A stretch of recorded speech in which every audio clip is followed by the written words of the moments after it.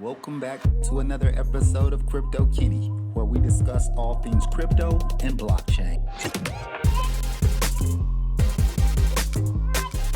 Hello guys, welcome back. So today's topic we dive into, what's Bitcoin? So Bitcoin is a new payment network of completely digital money. Money for the internet. So what makes this internet of money work? A cool piece of technology, much cooler than myself, the blockchain. Well, if you aren't familiar with blockchain, you should go check out my other video, What's a Blockchain?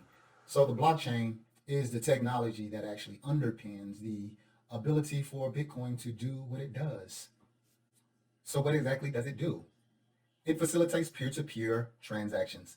Much like the email changed the way we send letters, Bitcoin can change the way we send payments. No longer needing a third-party intermediary to facilitate these payments, I can send a payment to someone else in another part of the world. But Crypto Kenny, don't we already have that? PayPal, Cash App, banks, aren't those instant payment transfers?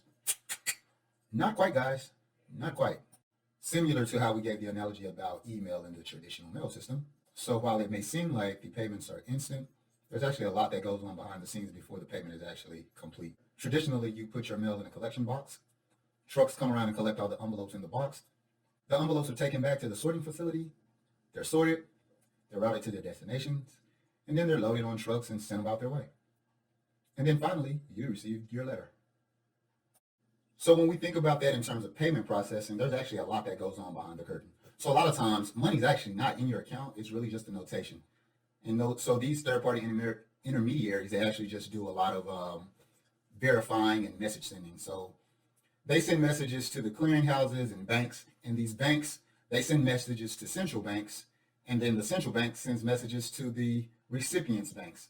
So these banks where the money resides, if you know, you know.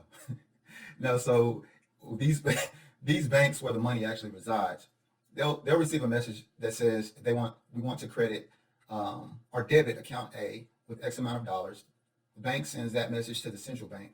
Central bank sends a message and money to the recipient's bank, saying we're going to need you to credit this account holders at your bank with X amount of dollars.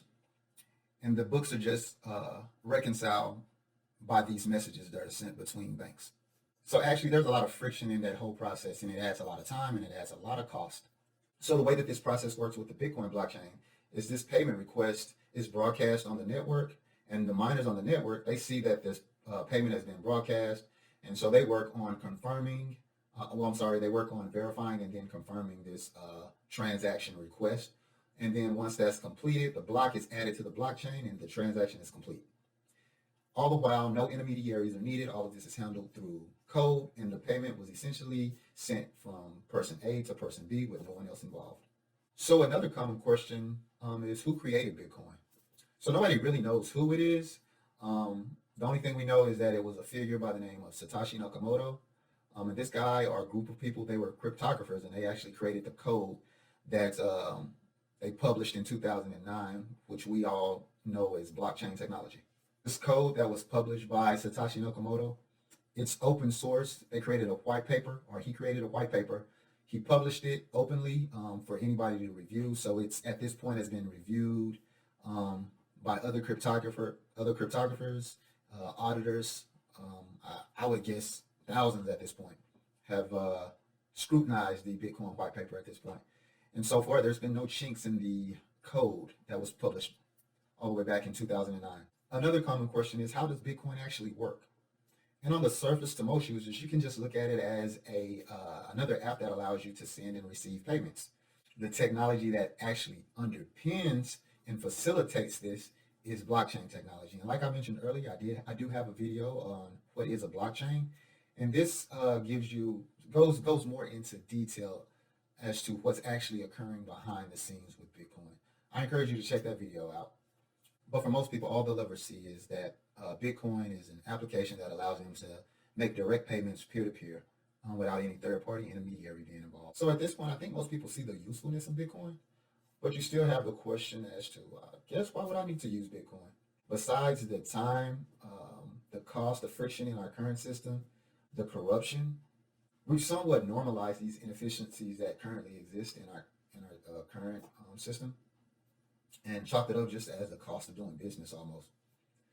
But there's over 1 billion, maybe close to 2 billion people in the world that are currently unbanked. And Bitcoin and blockchain technology, it's a huge game changer for these people. Most of us in the developed world, we may not see a pressing need for Bitcoin, but that's a whole nother story when we start to think about our current monetary policy and fiscal policy.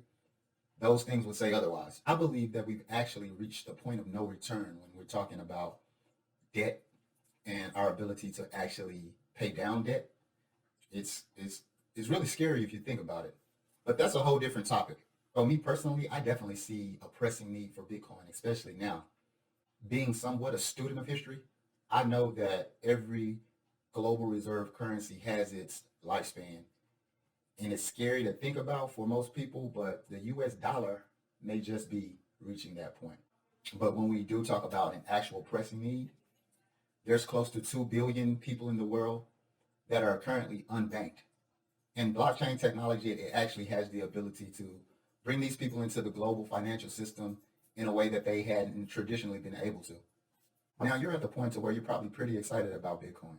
Well, come back for part 2 where we discuss how Bitcoin is created, why does Bitcoin have value, where to acquire Bitcoin, and that burning question that you all probably have, is it too late for me to become a millionaire investing in Bitcoin? A teaser to that burning question that you all have, in my opinion, the answer is going to be no, it's not too late. So stay tuned. I'll plan on sharing my story on how I became a millionaire in cryptocurrencies. For more of this content, go ahead and smash that like button, subscribe, and turn on those notifications.